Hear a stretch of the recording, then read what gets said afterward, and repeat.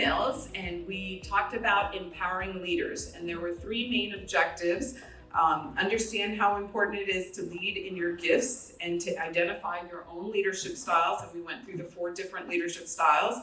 We saw key factors in building healthy teams. So Katie did the board display where she would move her team around and their giftings to be able to raise up the healthy team. And then lastly, how to empower and influence through delegation. And we also got free popcorn, and it was all about being in the theater and being in the balcony. And how do you lead your team well?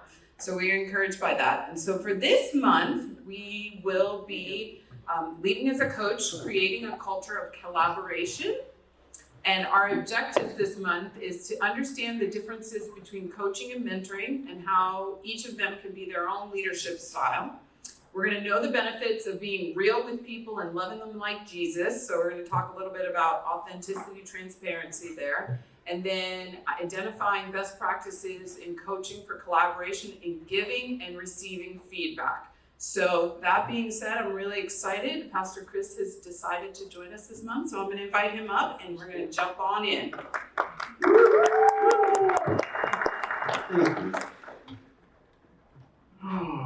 Good morning, everyone. Good morning, Pastor Chris. Wow, you guys are hyped. This is awesome. So I want to start and kind of ask you guys a question, and those of you that are online, you can type in and participate. But I just want you to think kind of through your history, maybe not necessarily just at Calvary Chapel, but as your work history. Has there ever been someone that you've worked for that maybe, yes, you respected, but that you would say, like, I truly loved that person. And in loving that person, I loved working for them.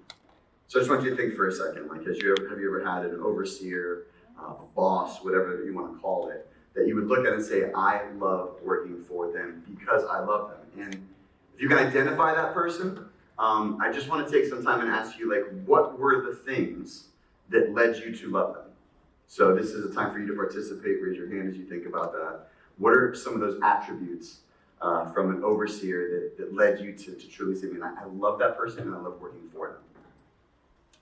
Not everyone at once. Yes, Natasha. Her name was Doreen, and Okay. she challenged me. Okay. She never accepted my enough. Okay, that's great. She pushed you. Yeah. That's good. Steve. Trustworthy. Okay.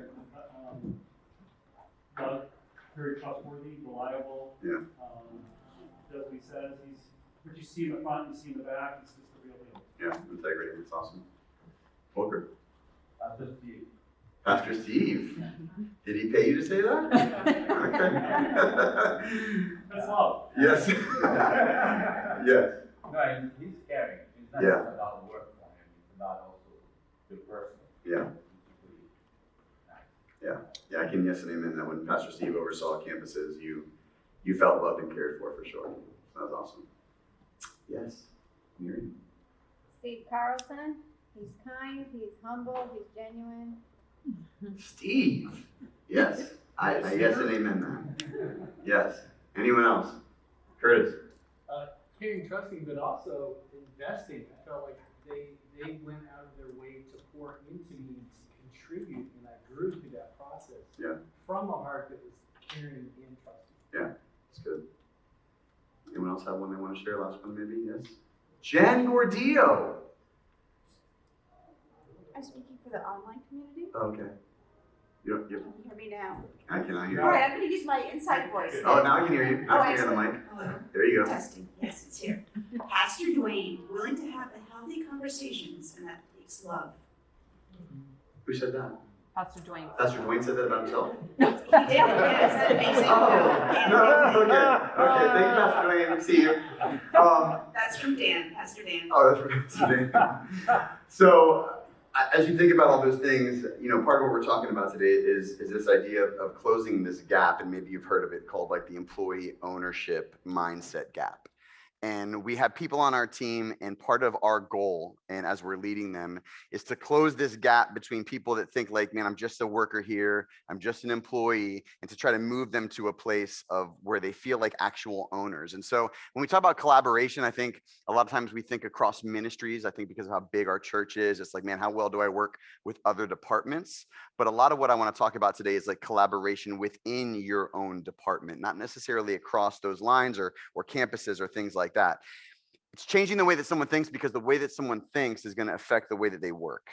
And so if you had to kind of maybe put into your own words the difference between an employee and an owner, what would you say? Like, what is the main difference in that kind of thought process or mindset? An employee thinks this way and an owner thinks that way. What do you guys think? What would be the difference? Are you raising your hand, Natasha?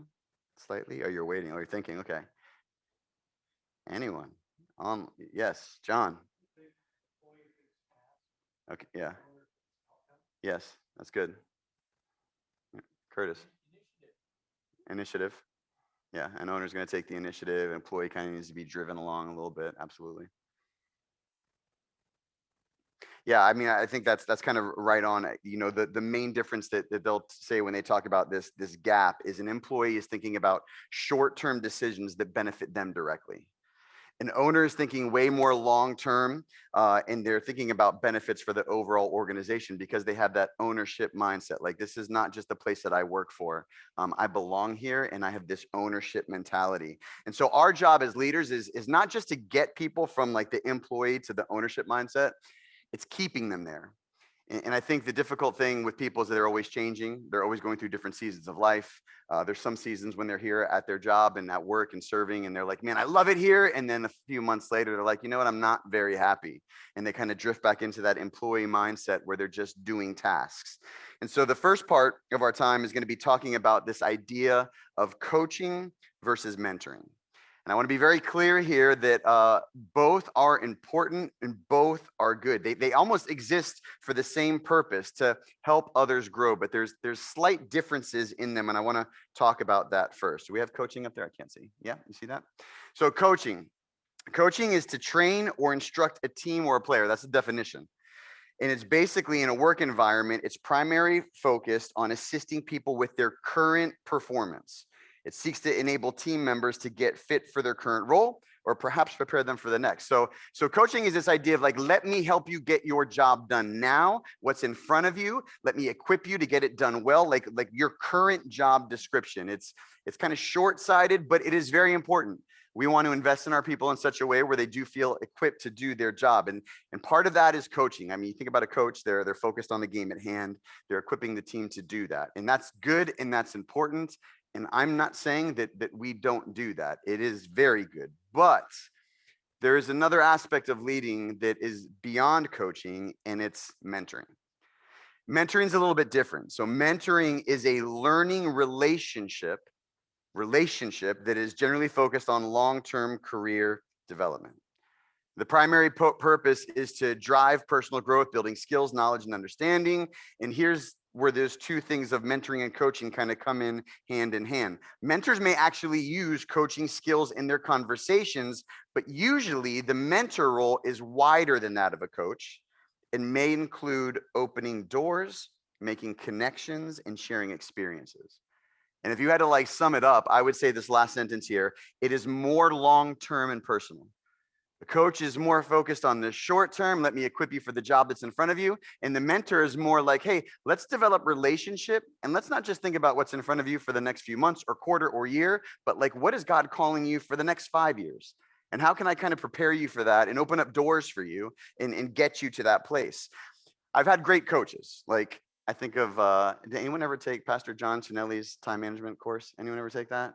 Amazing. Yes, it's amazing. Sits down and just shows you how to just manage your time really well. Like, that was extremely effective for me. He's done things for us in the ministry side of like funerals and hospital visits. He's done these coaching trainings to help me accomplish a task. IT, like, is anyone from IT in here? No, IT. Okay, there. The whole phishing thing and all the videos that we're watching now, like great content coaching, like we need coaching and it's extremely, extremely important. But I've had some amazing mentors.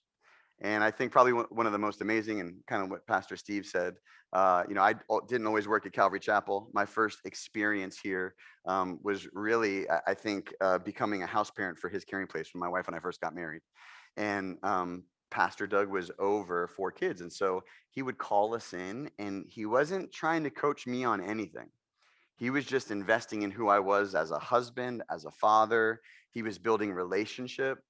And I think part of that in what he did for me in that season is that he really laid the foundation as a mentor for when he began to coach me, because the heart was already connected so that then the hands were easy to follow. And I think for some of us, I don't know where you fall. For some of us, we find it easier to coach than we do to mentor. And I would even ask you to like consider and just think about yourself for a moment. What do you think you kind of more easily tend to go to? Are you more of a coach and you want to help people get their tasks done and you want to equip them to do that very efficiently and effectively? That's good. Or some of us are way more relational and we're like into who they are outside of work and we want to create that relationship. I don't know if you like know where you're at right now, but by a show of hands, how many of you would say that you're more of a coach than a mentor naturally? I'm not saying you don't try, but naturally you tend that way. Only like 4 or 5. Okay. And so does everyone else tend to be a mentor? Raising your hand if you find that, yeah, like I'm a mentor, I'm relational. Okay. And again, one is not better than the other. Both of them together. It's trying to get ourselves to a place where we can do both. And so mentoring, I'm sorry, I lost my place here. Okay. Coaching. I don't want to spend too much time on that because I think, again, we've had some really good content on that as we've gone over, but I want to just bring your attention to a verse, Mark 12, verse 30. And so I think most of us know this. This young guy comes to Jesus one time. He's like, hey, tell me the most important thing. What's the most important command?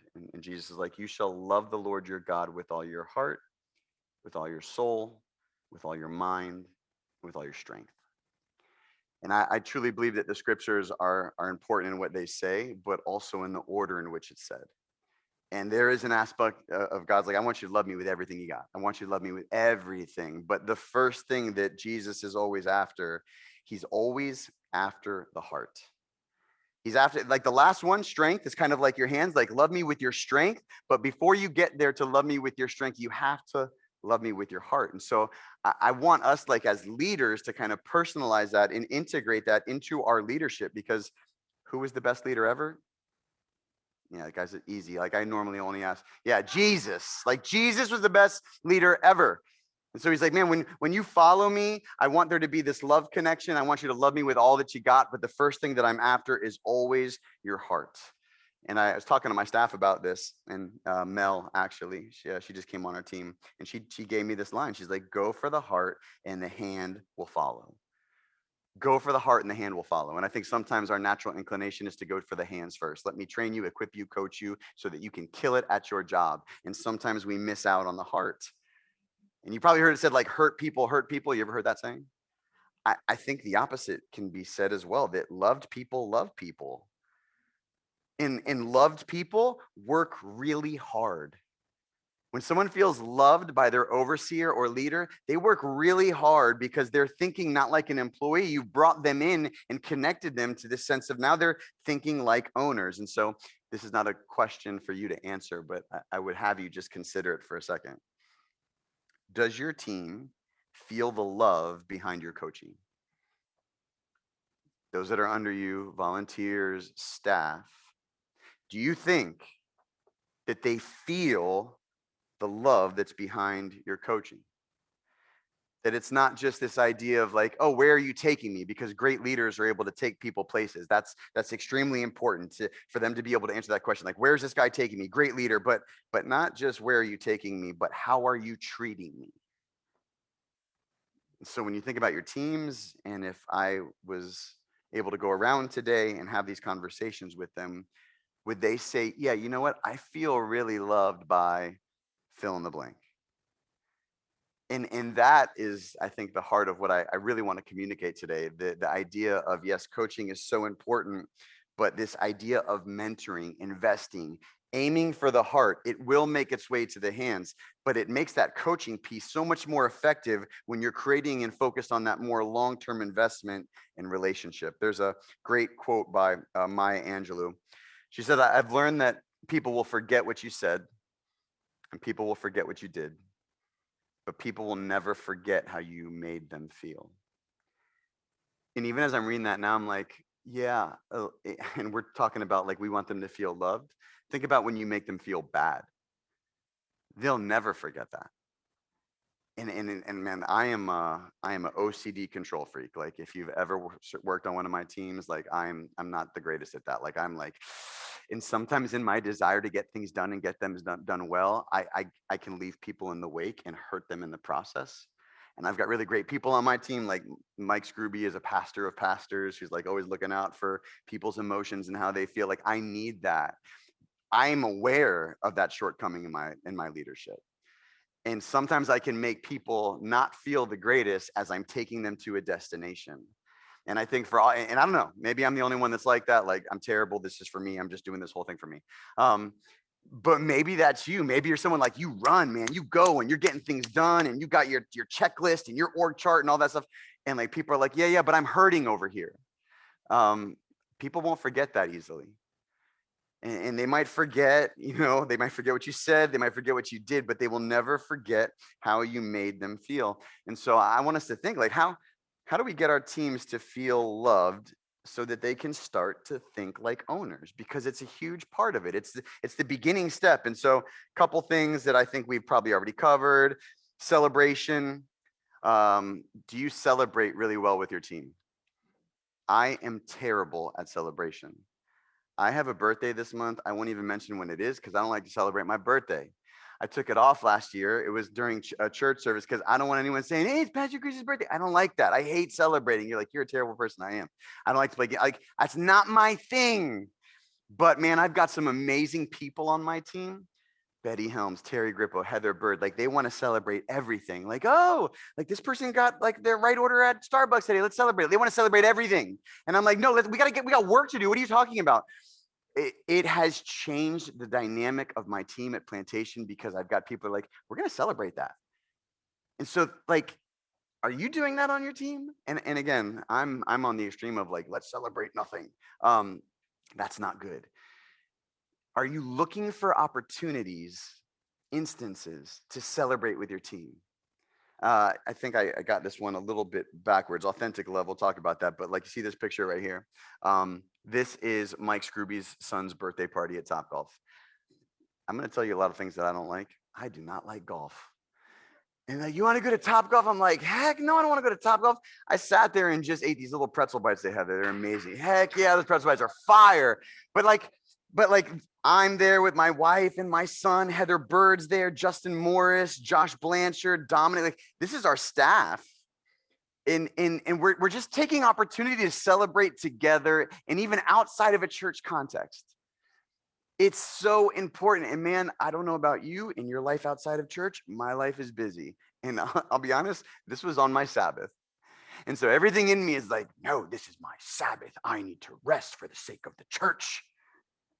But I got to tell you, missing out on my Sabbath that day, what was invested there for the sake of my team was way more valuable. God's like, don't worry, you'll have one next week. It's okay, Chris. But when you think about your team and you think about this idea of like making them feel loved and getting them to a place where they truly feel it's more than words. What was that song, To the Extreme? More than words. Anybody want to sing that right now, Jen? More than words. Yeah. Yeah, I'll sing it.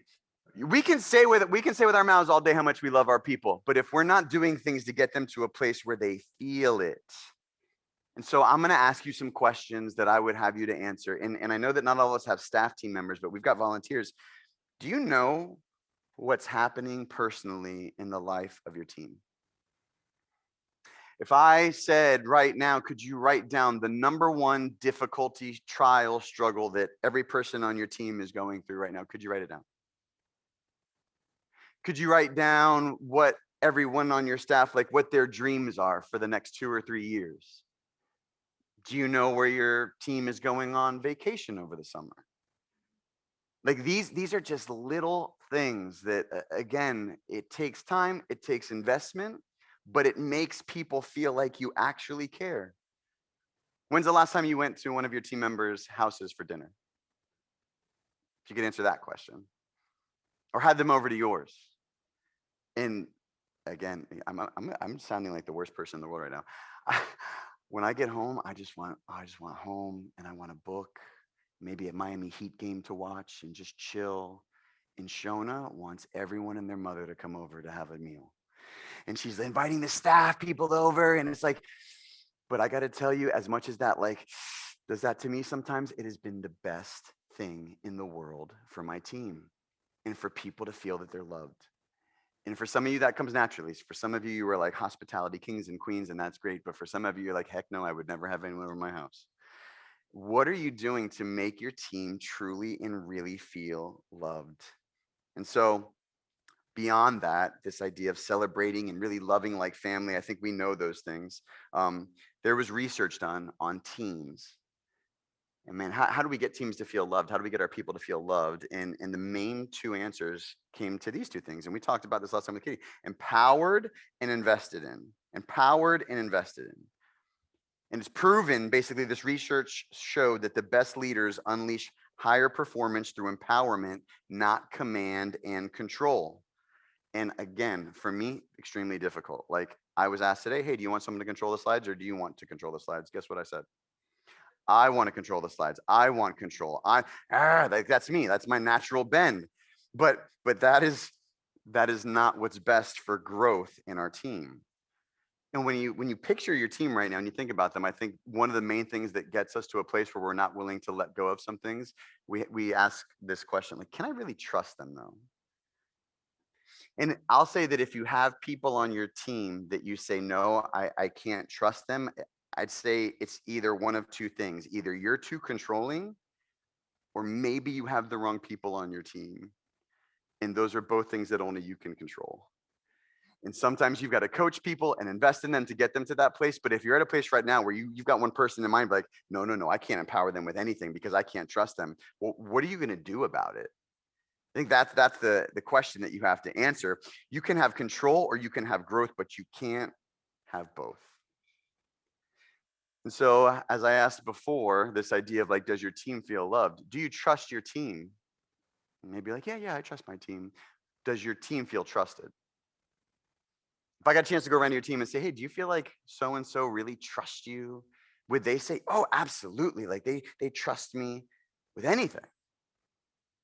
Well, there's some practical things that we can do. And I try to do this with my team. So empowering leaders, how do we do this? I know we talked a little bit about this last time. Good leaders make less decisions. Good leaders make less decisions. Do you make every decision for your department? Are all the most important decisions falling on you, and like you're not willing to let anyone step into that space? Good leaders make less decisions. And so delegating these things, and you see delegating authority, not just tasks. It's not just like, hey, go set up for this. Hey, will you run this report? Hey, will you go do that? Like we can do that all day long, delegating tasks. That doesn't lead to any growth, and that doesn't make people feel like you really trust them. It's delegating authority. I want you to run this next event. I want you to come up with this program. Not just do it, like giving them space and place to kind of think and dream and come up with ideas and actually to carry them out. And so it's phrases like this: I trust you. Or the next time one of your staff members comes up to you or one of your team members and they say, I have this question, so and so and so and so, and you say, hey, your call. Is that something you say a lot? Your call. You decide. And I've tried to so integrate that into my answers to my team because I trust my team. I do. And I want to be very open-handed with them. And I want to be able to give them space to say, hey, you do it. Like, I'm delegating this to you. It starts with little phrases like that. Your call. You decide. I trust you. And as you do that, certainly there's an aspect of you defining the what. Here's the goal. You're giving direction, explaining the how, but you're letting them choose the how. I'm sorry, that should be explain the why. That's wrong there. I'm sorry. Explain the why. Let them choose the how. And so I'll give you a very practical one for me and my team. Jimmy, you guys know who Jimmy is? Jimmy Reedy. He's our worship leader at Calvary Chapel Plantation. And he's a younger guy, and he is a creative. I am not a creative. And so he comes all the time with all these ideas for what worship should be like and how the weekend should look. And it sounds crazy to me. And I'm just like, whoa. And I've never felt more like an old wineskin than I have over the past couple of years. But I'm like, okay. And as he's telling me these things, I'm like, that sounds nuts. But I have to force myself to be like, hey, your call.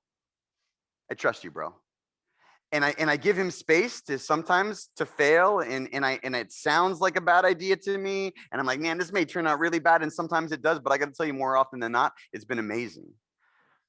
And there's been such trust built there as I've loved him by empowering him. I'm not going to give you the details, but we've had something that happened at our campus on the weekends in regards to like some of the worship and some of the things happening in AV. And because I've so empowered them and allowed them to make these decisions, now when I've stepped back in to say, hey, guys, we need to change this, they've been like, absolutely. There's no pushback, there's no question, because I've empowered them and they know that I love them and I trust them. And it's created this relationship where we've been collaborating within our department and in our team where it makes it easier for me to bring correction when I need to. But it started with me letting go of a lot of the authority and the decision-making process where I'm giving that to them. And so we're going to have some time right now at your tables of discussion when it comes to this exact thought of what can you start doing immediately to empower people on your team. And you got to be specific. You can't just be like, oh, I'm going to delegate authority and not tasks. Like, I want you to think like next week, who's the person? What can you do?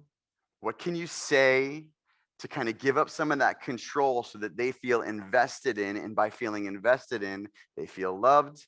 And as they feel loved, they move from that employee mindset to that manager, that owner mindset. So right now, spend some time online. You guys are going to have the same discussion, and then we'll come back and we're going to do an exercise.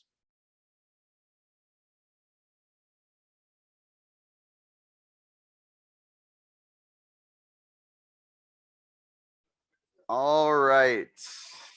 Feedback. So yeah, what'd you take from that conversation? What are some of the things that you've committed to for accountability's sake? We're all going to write this down and come to you next week. What are some things that you can start doing immediately to empower people on your team? Does anyone want to share? Steve. Yep, get the right resources to them. Okay. Like what?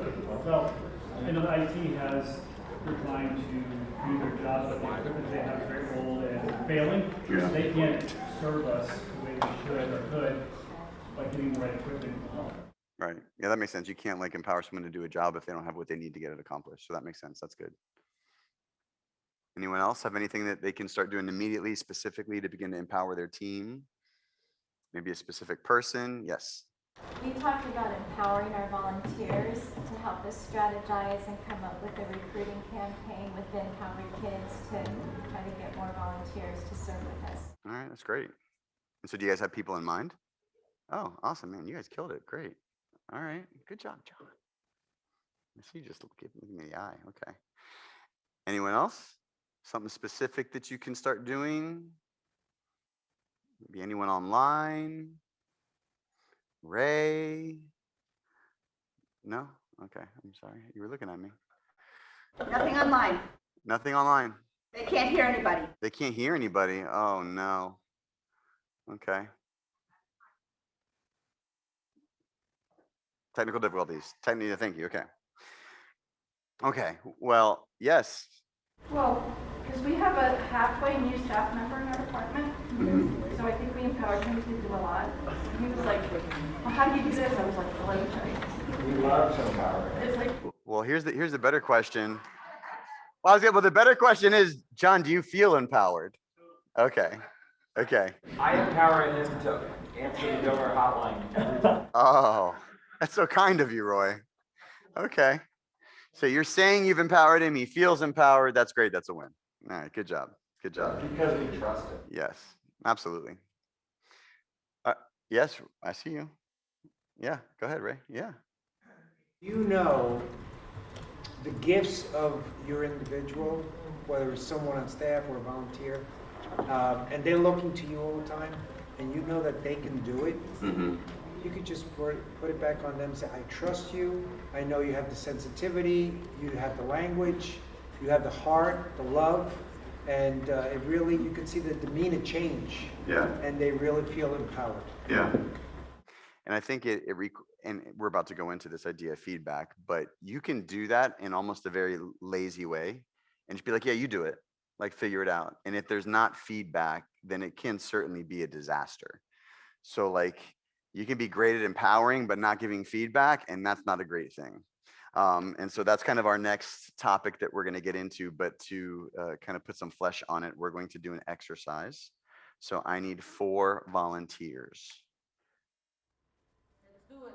Oh yes, Romina!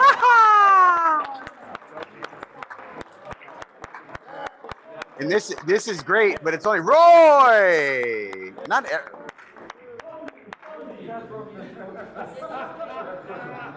Denise Trio. Should I show that video? I'll show that video right now. It's on my. I will show it. All right, now I'm not super great at math, but this is only 3. Andy! All right, now I'm gonna need you guys to get out of here. So you guys are gonna have to get out of here. No, like seriously, you're gonna have to go out here. We're gonna escort you. Yeah, she's gonna escort you. You'll come back. You're gonna come back. So wait, before you guys leave, 4 volunteers. You guys are going to come back in here one at a time, and you're going to find a hidden golf ball. That's all you know at this point, okay? That's it. Peace out. Go far away so you can't hear my voice. Peace out. Don't let them hear me. Can you guys hear me at this level? Yes? Okay. All right, guys. Go now. Okay. So, Jen Gordillo, walking about very creepily right now, is going.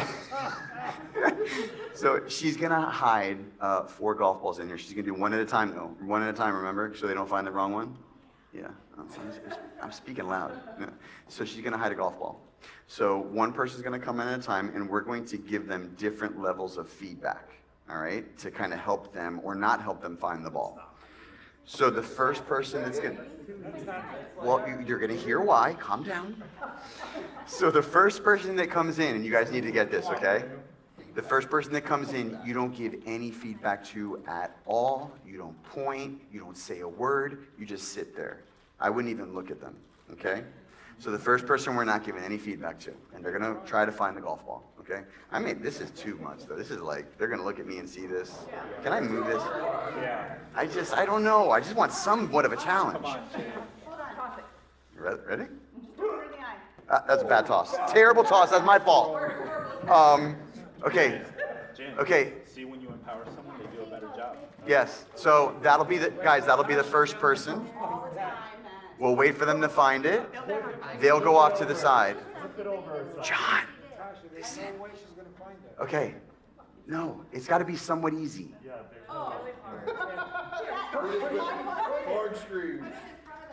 I trust you guys. Good. Mike, well done, Mike. That's a good one. Okay. So that'll be the first person. They'll find the ball. That'll be it. The second one that comes in, we're doing nothing but giving them negative feedback. That's it. So, I mean, we could be like, oh, you're blowing it, or oh, that's terrible, but nothing positive. Not like you're getting it or it's over there. That one's going to be a little bit harder to find, but all we're giving them is negative feedback. And I would even say like negative feedback that you might think you receive kind of while you're on the job or doing whatever you do. So that's the second one. The second one's going to be strictly negative, and do not respond to any requests for direction, okay? If you're like, no, just like, oh, you're blowing, that's terrible. You could have done so much better than that. So that's the second person. That ball's gonna be a little bit harder to find. The third one is going to be positive feedback. So all we're gonna say is, you're doing such a great job, attaboy, like that. Even if they're nowhere near it, you're gonna do nothing but give them positive feedback. That is it, okay? Are we all on the same page here? We're getting this? Okay, and I'll remind you as they come in. And the last one will be specific feedback. So as they enter the room, we'll provide specific hints and suggestions for finding the ball without giving it away. Like, we're not gonna tell them, oh, it's over there. So after each person finds the ball, Jen will hide the next one, we'll invite the next person in. No feedback, negative feedback, positive feedback, and then specific feedback. Are we good? And the online, remind me of how online is gonna be Online is positive feedback, and it's gonna be their kind of like lifeline. Yes, their lifeline. Okay, so that's the online community. That's how you're gonna be participating. You should be here. Did I say that? Sorry. Okay, let's bring in the first. Who is the first? Romina. Bring in Romina. Okay? This is nothing. None. Everybody just shake your cryptocurrency. Don't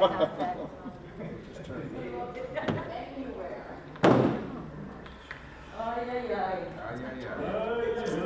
Romina, you have one lifeline, by the way. The online community is a lifeline. You can choose to explore on your own or online. Did they saw what you guys were doing? Okay, what I need from you? I'm helpful. Tony, open your mouth.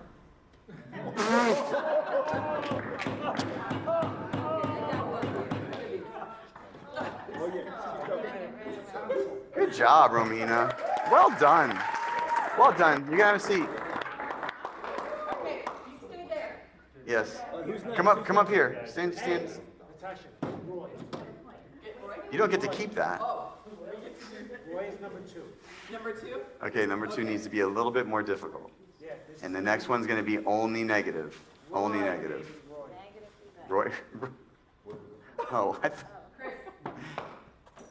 okay. You guys all saw that? It doesn't matter. Yeah, but it's just true. You guys ready? Ready? Roy never gives negative.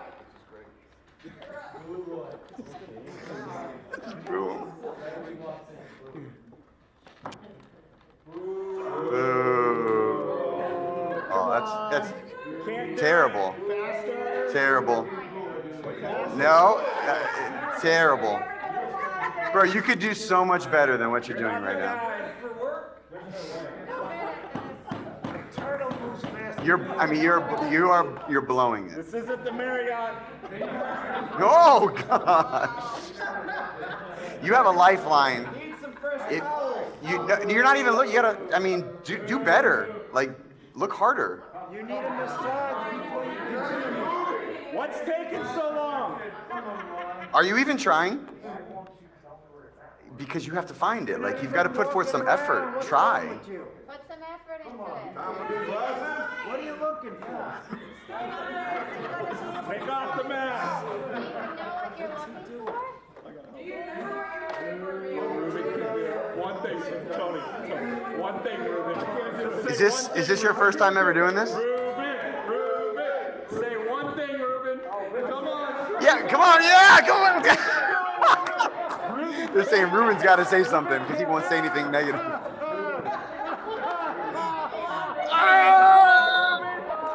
You're a really bad person.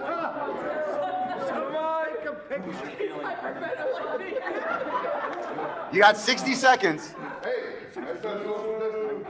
I think he's gonna get up and get 60 seconds.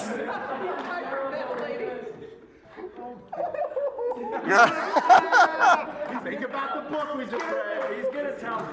Help me. Think about that book you read. Come on. This is the same face. Bro, you're running out of time, bro. Is there a time limit? Roy, you're running out of time. You're gonna miss out. Be better. Work harder. Roy, do you need someone else to do it, bro? You need someone else to do it?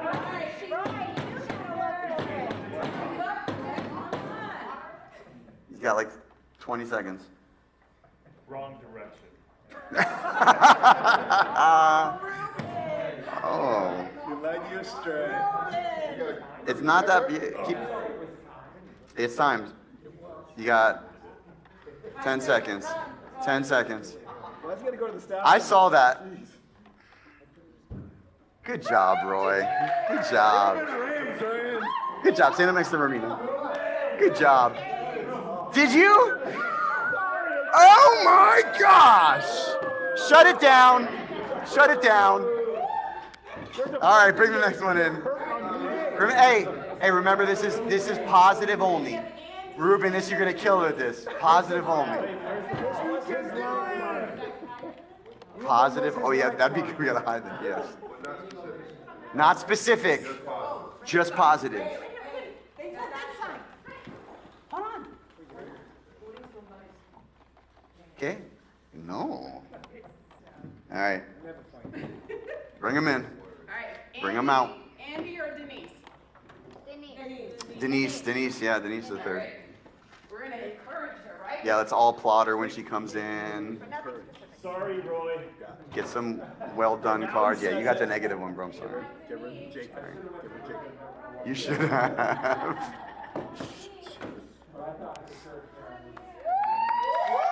Yeah!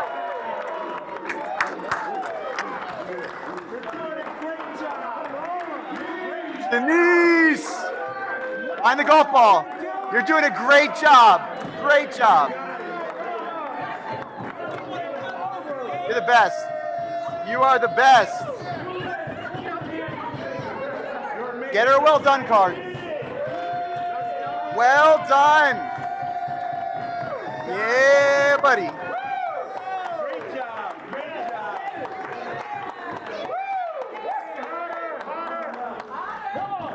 Yes. Good job.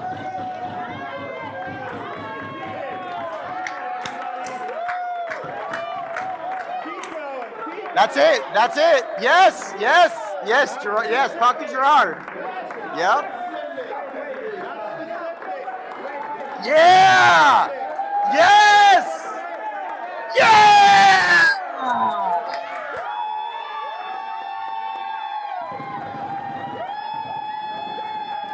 Yeah. You are killing it. Yeah. Woo. Yes.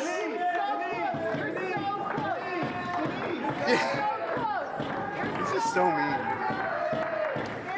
All right, you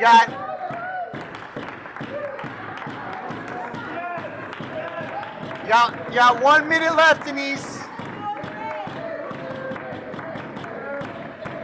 Oh my gosh. So bad. This is so wrong. Good job. All right. Good job. Come stand up here. You did a great job. You were awesome.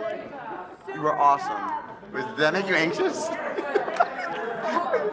Okay, guys. Next one. This has to be somewhat hard wherever you hide it, and we get to be specific without giving it away like completely.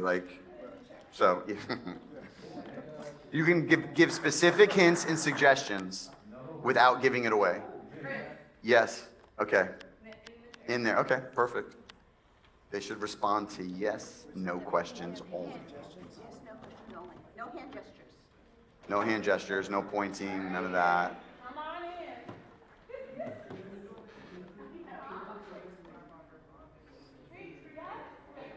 Absolutely. I'm not sure she's gonna know where it's at though. All right, Andy. Find the golf ball. You're gonna find You got this, Andy. Come on. You gotta find it. We believe in you. Ask us some questions. Not gonna find it very standing. well hidden. Talk to us. But you gotta do that. How can we help you? We're here to serve you, buddy. How can we help? Hey, you got this, buddy. We trust you. Getting cold. This one's specific. So we can be specific. We can answer his questions with a yes or no without giving it away. Yes. Yes. Yes. Left side, keep going. Yeah. No. Yeah. No.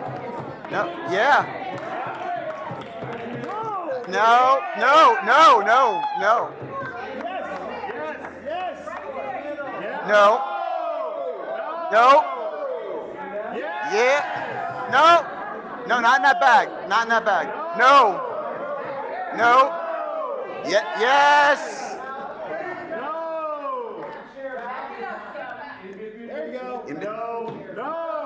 No, look inside. It's in that stack. Yeah! All right, come on up here. That was fun. You were the best. Because you just were like, oh, so much applause. It was crazy. No, you can. That's yours to keep. No. Yeah, but so we got questions for you guys. So just to let you in on it, it was all about different kinds of feedback. So Romina came in, got no feedback at all. We weren't going to tell her anything. She found it pretty quick though. She's a gangster. And then Roy came in and we just gave him negative feedback. We're like, oh, you're terrible. You're blowing it. Do better. And then Denise comes in, it's all positive. Like, yeah, we're screaming and cheering for you. Don't tell you anything negative at all. It's all positive. And Andy, we were very specific. So when you think about that, questions for you guys. How did you feel while looking for the ball? Giving that type of feedback that was happening, like how did you feel? I think for me specifically, because I was the first one, I was looking everywhere. Mm-hmm. I was looking at faces, and it was like nothing. Nothing. Yeah. So how did that make you feel? Like, was it like? Like lonely. Yeah, okay, It was lonely. Like, I was just like, I was lucky they was put in a place that I could, hold my attention. Yeah, and it was the easiest one to find for you because of that. Yeah, okay. Anyone else have any thoughts on that, like how you felt? Can we be a little bit louder for the online? Oh, yes. She felt lonely. Do I have it? Oh, you guys took my mic. Okay, there it is. Okay.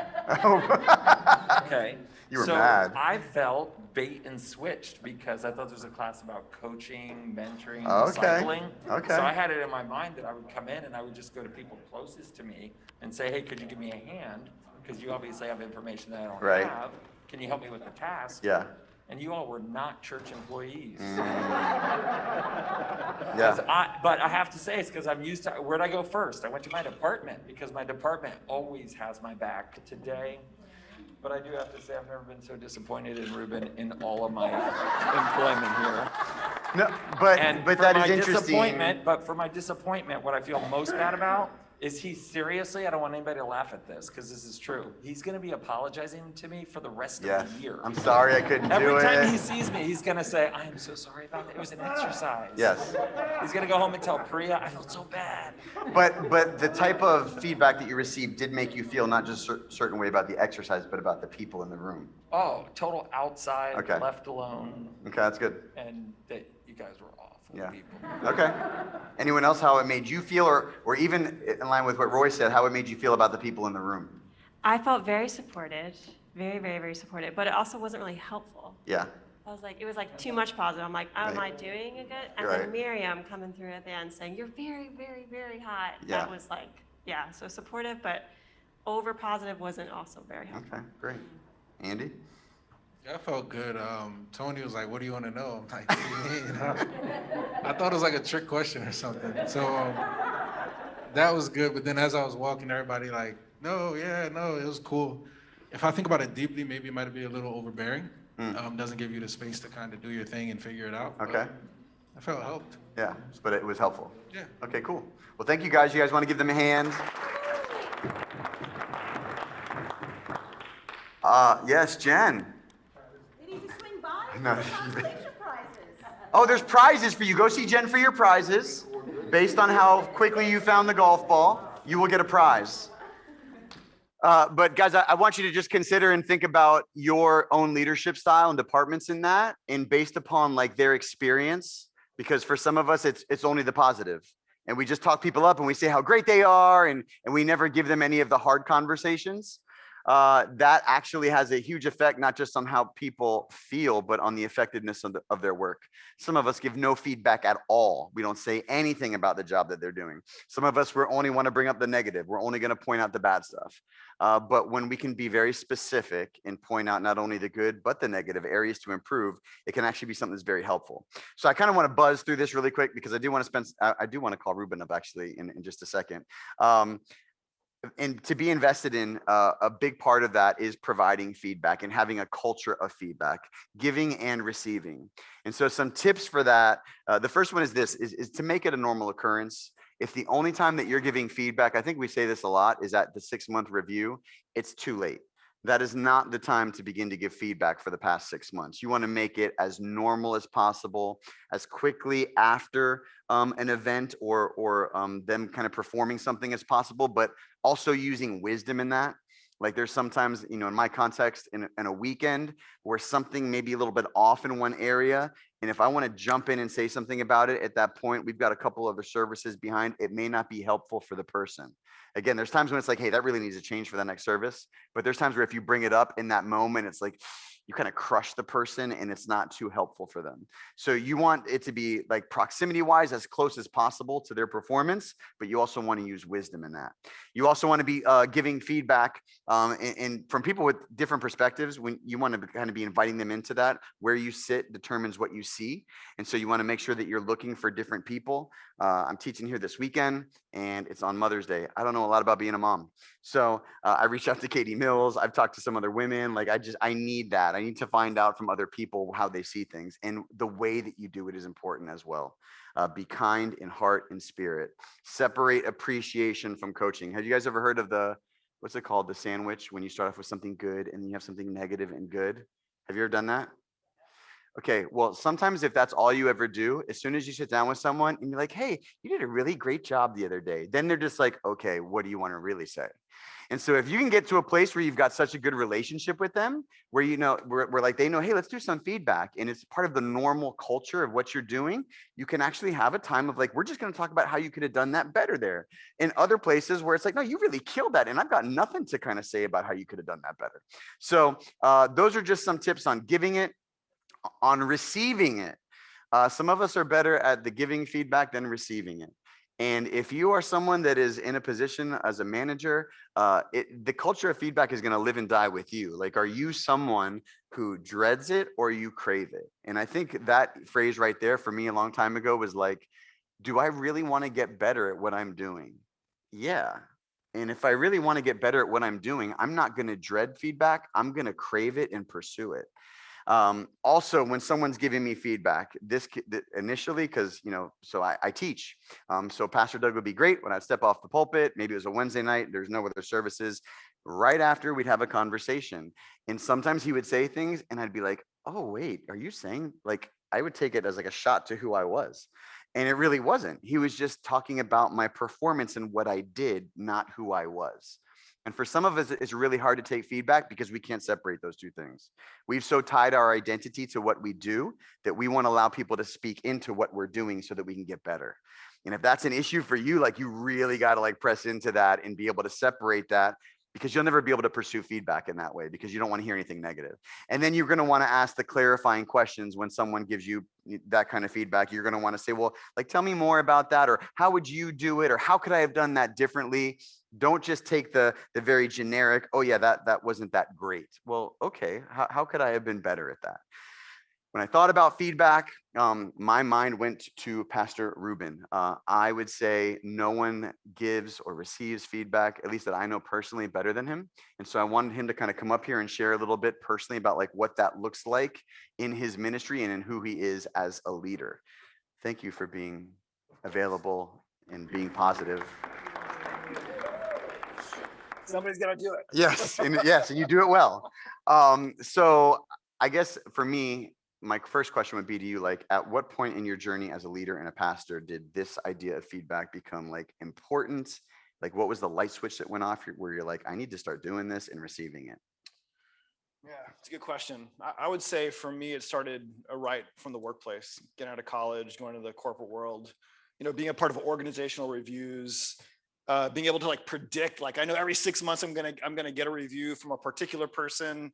And so it's kind of ingrained from the beginning, and also growing up in the church, knowing that the elder or the leaders, your mentor, your coach, like it's always kind of been around or a part of the everyday culture of where we were and who we are. Now, I would say that there's some hooks in that. Yeah. And I'll speak directly to kind of who I am as well as my personality. And maybe some of you might find some relatability in it, maybe. Mm-hmm. And I would say that it's easy to get hooked on feedback, like meaning you're done with your teaching and you're like, tell me. Yeah. What do you think? Whether, even if it's negative, it's like, tell me what I did wrong so I know, so I can kind of move on. And that really is a poison. that you've got to be careful of. If you're waiting to, or maybe hooked on it too much, or maybe desiring it too much, instead of allowing the Lord to be your joy, to be your prize, allowing him to be sovereign in the middle of it. Let's say you're doing a project and you're like, okay, I need to know. No, you don't. Your leaders are with you. They love you. You have a culture of trust, or at least we should. And so there's some hooks that I had to work through personally in my own life to make sure that I was receiving it the right way. Does that make sense? Yeah, well, like what were some like warning signs for you? Like, okay, well, this is becoming too much of like I need this rather than like this is healthy. I remember one day I went home. This is now in ministry world. Yeah. So after I got hired here, I've been here for about almost 19 years now, 18, 19 years. So I remember going home from a big project that we did and thinking, oh my gosh, I didn't hear anything. And I remember thinking, I want to hear something. And I realized I think I have a problem. You know, was I able to sit and kind of enjoy the moment of completing a project without hearing anything negative or positive? Yeah. And then I remember one time going home and realizing that when somebody gave me hard feedback, like, oh my gosh, I took this personal. I also remember hearing feedback from my spouse one time, and she said some hard things to me. I'm thinking, oh, I'm so crushed. And I realized that I put the wrong emphasis on maybe the praise of man, or the affirmation of man, and forgot about what the word says about it being a snare or a trap. Yeah, it's easy how that can go dangerous both ways. So again, I've seen you do it, like I've experienced it. How do you choose like the person that you're giving feedback to, or the person that you're pursuing it from and asking for? Because you don't just do it with everybody. Like there's particular people. How do you choose the people that you ask for feedback and the people that you give feedback to? Yeah, I'll say that the more public your ministry is, the more people will have access to you, or think that they have access to you to share whatever they want with you. And so I would say really with grace, we have to receive people's criticism and feedback. Because there will be times, I remember this past weekend, a gentleman came to me and said, hey, I want you to tell your teaching team that I am so thankful. I have some disagreements, but I am so thankful for the teaching as of late. Make sure they know that. I'm like, I'll do that for you, no problem. But he felt like he wanted to share that, and we have to receive that from the church with grace. But the more public your role is, the more people will want access to you. I think it's important to give people access and to let people know, hey, I really want and desire your feedback. So could you speak into this before and after? And I also believe it's important to like look for people that are opposite to you, or people that have the ability to sit and to think of things in a different way than maybe you might think of them. And so ask for it, but also look for the individual that's thinking critically and is able to think about things from the opposite side. And so that's going to come through experience as you talk to people before and after projects or events or things that you do in ministry. Be intuitive and be asking yourself, I heard that person speak in that way in that meeting, and let me ask them for some feedback. Let me prompt them for next time to say, hey, could you work with me on this? Because we all want to get better. We don't want the snares or the hooks in us, but we all want to, in a balanced way, get better. Yeah. And so again, I think we're putting it out here, hey, you should do this, you should want this, specifically in your leadership. How have you seen the benefits of it? Like whether that's giving it or receiving on your team, and just who you are as a pastor and a leader. Yeah, that's good. So I'll speak specifically to it. I would say, first and foremost, I began to keep a log of some of the best advice that I've gotten from people. And I would encourage you to do the same. And so write them out on a Word doc, keep them in your Google Drive.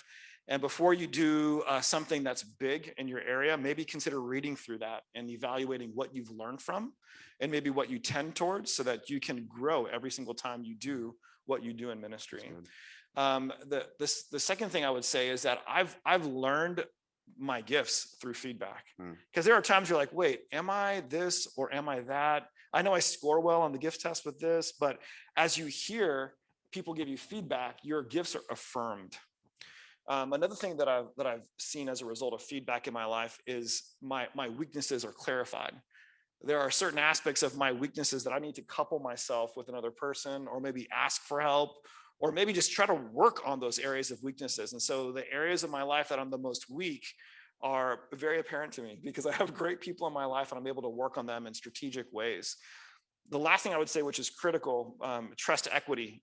When you let people into your life to speak into the areas that you're weak, it builds trust. And I would say from working from my position here at this church, Trust is a commodity that can disappear very fast on teams. And we can all say there's high trust on my team, and I pray and hope and trust that it is, but trust can disappear fast. And so I want to encourage you to build equity on your teams by allowing people to speak into your life, by receiving what is good for you, spitting out the bones.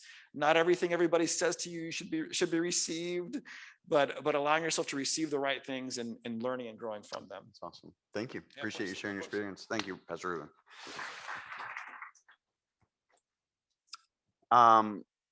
I would, again, like when you think about feedback, just begin to consider your own department, what that looks like. And I think the both and piece is extremely important, because if you just go in tomorrow, you guys have never done like a lot of feedback and you just start giving it like crazy, but you're not willing to pursue it and ask for it, and that your team doesn't know that they can like speak into what you're doing, it's not going to be well received.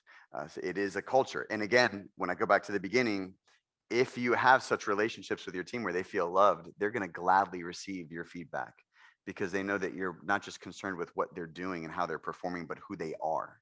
And so I think all of those things kind of fall in line and kind of bleed into collaborating within your department, which is going to lead into our last section, which Natasha is going to come and talk about, which is our performance evaluations.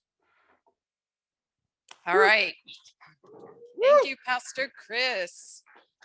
So I have a good couple of nuggets that I took away and we'll review in a moment, but it's that time of year again. Woo! Performance evaluations. Who's excited? Woohoo! One person in the room. I got it. No, I'm actually really excited about this, and not for anything other than performance evaluations for me have been the greatest opportunities for growth in my life. But they've also been those opportunities for me where I've felt affirmed, and not just here at the church. My performance evaluations, I've been blessed with some not so great leaders, but I've also been blessed with two amazing leaders. Yes, Jennifer, I just acknowledged you. But in those times, I felt affirmed. I felt that during my performance evaluations, there were things that God was really, truly desiring to show me. But then also it was those things in my life at that season of life that God was stretching me in, areas that my bosses and my leaders saw in me that I didn't necessarily see in myself. So especially going into the performance evaluation, my hopes for you would be that it would be the opportunity for you to speak life, to encourage, and also to stretch and to challenge your employees, and it not be a daunting task of, oh, I got to go into Paycor. I've got to do.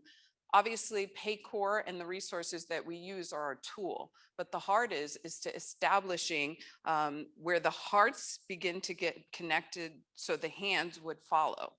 And I love the quote, and I wrote it earlier, I butchered it. It says, go for the heart and the hands would follow. That was the quote. You know, our goal with these performance evaluations are not to make it an arduous process. It would be that we would connect with our staff, asking those intentional questions. Chris challenged us earlier. Do we know what the dreams of our staff is for the next 2 to 3? And there's a specific question that we ask in the evaluation about the next 6 months. But this is really a time, and we should be doing this continuously. We talk about one-to-ones, we talk about manager notes, but those are really just those things that you're getting to know your staff, you're learning who they are, so that when the evaluation comes up, it really should just be easy. It's a plug and play, because now you're writing about that person who you truly care about, that you want to challenge them, that you want to stretch them. So for this year, we're sticking with the same performance evaluations that we've done. So for those of you that have been here, we have used the same 5 questions for the past 3 years. And so the heart behind these questions is we want to make it as simple as possible, but yet connect you to the employee. So the first question always is, for those of you who are new, is what's working well and what's not working well? Giving them that arena to be able to give you the good, the bad, the indifferent, that feedback that we just talked about.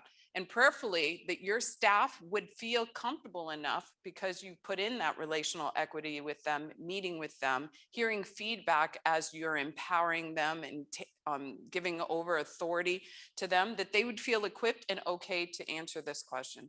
What goals have they accomplished?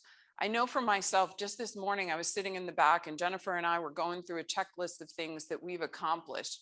And by the time we were done writing, my mind was blown how much we had accomplished, but I forgot we had done all of that. So I think this is just one of those things where you feel encouraged as you're writing these things out, as you're affirming your staff, as you're writing to them what they've accomplished. The next one is about the goals. This is about thinking for the future. We're looking for, hey, we want to grow you, we want to develop you, we want to stretch you. So this is a question of opportunity for you to really challenge your staff, for them to begin looking at the future. And I love when anyone says something to me about tomorrow or 6 months from now, it's not for me to worry about it, but it's for me to begin to plan and to know that there is a future. So I think that this is a really important question that we have to spend some time to pray and to seek the Lord's direction for that person's life, because it really empowers them that there's a future for them, that they're going to be a part of the team. There is additional things that we have to do for God's glory here beyond the today. The next question, what are you doing to grow spiritually, personally, and professionally? And how can your manager help? How can we help them? And I love that we start off, and Chris talked earlier about the order in God's word when he puts things in order. It's spiritually. We really have to be ministers to our staff. One of the hard conversations that we have, sometimes is when people share things and we had no clue. We had no clue they were struggling. We had no clue that, they were walking through a difficult season. So it's to stop. It's to take that intentional time to truly minister, to hear their hearts. And I was sharing when we did our table time earlier with Miriam that I'm a very task-oriented person. I can run 100 miles per hour and can often miss the person in the work and the ministry of it. So being intentional to take that time to pray, to get to know them and minister them on a spiritual level. Personally, their home life. Talking to them. Chris talked about earlier about Mike Scrooby's son's birthday. Something simple that we can do. Knowing our staff's kid's birthday blows their mind. Like, hey, Eva's birthday is coming up next week. What are you doing for Eva's birthday? Getting a little tchotchke or something just to show the intentionality of loving them. And lastly, professionally, I think sometimes, and in my role, it's a little clear because there's steps. I'm an HR professional. There's degrees that are attached. There's certifications that are attached to what I do. But even within the ministry, how are we growing them? Someone comes in as a ministry assistant. How are we looking and developing them into the full calling of what God has them? It's one thing that if God's called you to be a ministry assistant for 20 years, but there's still growth in what that looks like. So finding those opportunities to encourage them. And then asking them specifically, what are some things that I can specifically do to get you to meet those goals that we've set, but also maybe those things in your personal life that I may need to allow more bandwidth in your schedule for time with your family or whatever that looks like. You work through that with your team. And last, what core value will you focus on for the next 6 months and what actions you will take? I love my core value cards. I'm constantly going through them. If you come into my office, there's times where I've got it changed to a new one because that's the one I'm working on. That's the one I'm struggling with, whether it be celebration, authentic love, whatever that is. Asking them that question, and then on the backside, really going through it with them and identifying those key characteristics that you can develop with them. So that's it by way of the employee evaluations. We are rolling them out. So you're first to hear it. May 26th. So we've got a couple weeks, May 26th until June 4th. That's our employee self-evaluation. So we get about a week and a couple days to do that from May 26th to June 4th. And then on June 4th, us as the supervisors, we have the opportunity to speak into the employee review. So online on the intranet, there's a conversation starters for both the employees and managers. And the reason why I bring this up is because when you're doing your employees evaluation, I love to allow the employee to do their evaluation first. And I actually don't look at my employees evaluation. I write my own evaluation. And I like that when I'm able to see theirs and I'm done writing mine, I love looking to see the differences, the disparity between Planes, the Blue Angels are flying over. The disparity between what I see and what they see, but what's always refreshing is to seeing them come to seeing what I've always seen and them writing it out. And it just amazes me that sometimes when you start the process off, they typically don't match up.